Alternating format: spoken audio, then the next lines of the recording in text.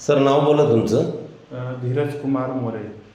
आज जे आलात तुम्ही है ना, याच्या अगोदर कधी आला होता तुम्ही?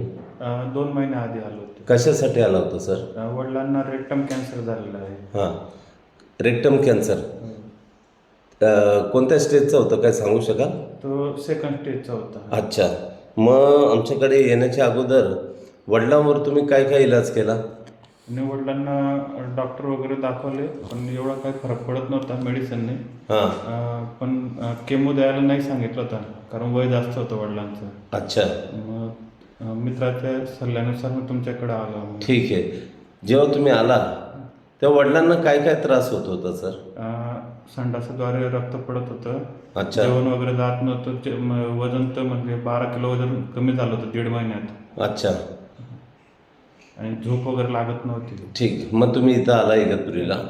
अशोका आयुर्वेदा, अजून आमच्या संस्थेचं नाव अशोका नॅचरोपॅथीसुद्धा आहे, अशोका आयुर्वेदासुद्धा आहे. तर इथं आल्यानंतर आमच्या डॉक्टरांनी, सेवकांनी तुमच्या वडिलांची फाईल तपासली. हो. वडील आले नव्हते. नाही. मग काही औषधी लिहून दिल्या, काही फूड सप्लिमेंट दिले जे तुम्ही बाहेरून विकत आणले आणि ते घेऊन गेले. काही पथ्य डाएट प्लॅन सांगितले. हो. मग जेव्हा तुम्ही घेऊन गेलात तर किती दिवसात फरक पडायला लागला त्यांच्यात? तरी पहिल्या महिन्यात भरपूर फरक पडला, कारण झोप वगैरे चांगली लागायला लागली होती, जेवण जायला लागलं होतं. आता 3 महिन्याचा कोर्स झाल्यानंतर वडिलांचं वजन 5 किलोने वाढलेलं आहे. अच्छा, झोप वगैरे चांगली येते. हो, झोप वगैरे. तुमच्या हिशोबाने किती टक्के त्यांना फरक पडला असेल? तरी जवळजवळ 40% फरक पडला ठीक त्यांना. आहे. रक्त वगैरे बंद झालं? हो, रक्त वगैरे बंद झालं. नॉर्मल म्हणजे जसं रेग्युलर माणूस जीवन जगतो ना, हां. जे पहिले सगळे त्रास होते ते पूर्ण बंद झालेले आहेत.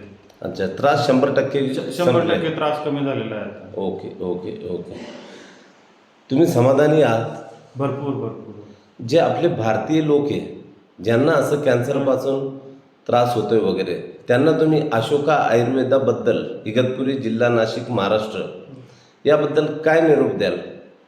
एकदा म्हणजे माझं तर म्हणणं आहे की तुम्ही डॉक्टरची मेडिसिन घेण्यापेक्षा पहिले आयुर्वेदिक ट्रीटमेंट घेऊन बघा इथली आयुर्वेदिकची. तुम्हाला नक्कीच फरक पडेल भरपूर. ठीक सर, खूप खूप धन्यवाद सर.